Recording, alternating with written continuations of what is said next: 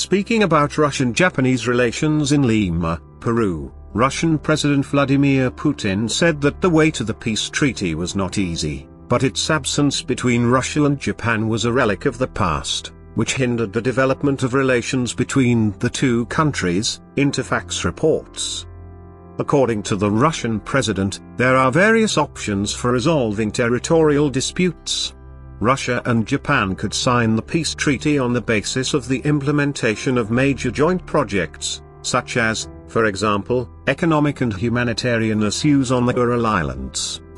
Putin stressed out that Russia's sovereignty over the Kuril Islands was established as a result of World War II. The sovereignty of the islands is enshrined in international agreements, he added.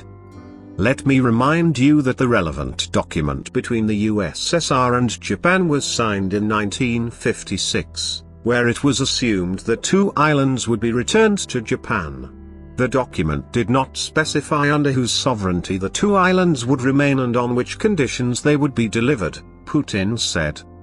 The Russian president stressed out that he was aware of Tokyo's stance on the problem. Japan insists on the return of 4 islands at once. On which basis the agreement could be reached? It could be reached by raising mutual trust. Expanding cooperation could be one of the ways for the purpose, Putin said. The Russian president added that Japanese Prime Minister, Shinzo Abe, presented his program of expanding business and economic ties between the two countries. It goes about the solutions for economic and humanitarian issues, although it is too early to talk about it, said the Russian president.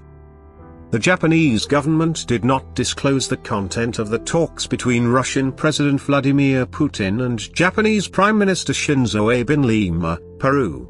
At the same time, Japanese officials have confirmed their earlier claims to 4 islands of the southern Kuril Islands, Iturup, Kanashir, Shikotan and Habamai.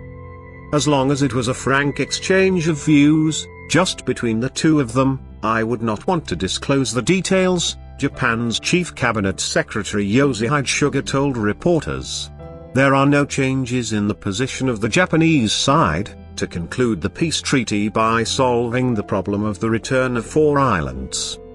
During the spring meeting in Sochi with Japanese Prime Minister Shinzo Abe, Russian President Vladimir Putin said that Moscow was committed to an open dialogue with Tokyo on the South Kuril Islands.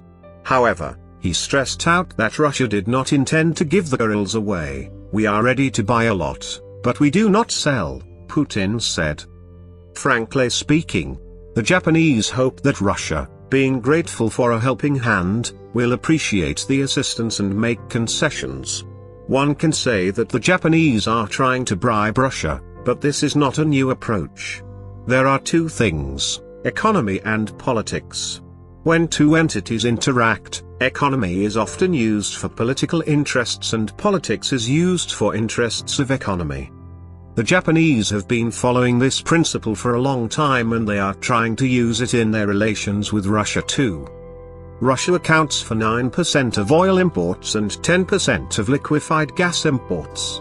Russia is also a very important sales market for Japanese cars. Japan is definitely interested, but Russia has its own interests too, and one should not mix these things together.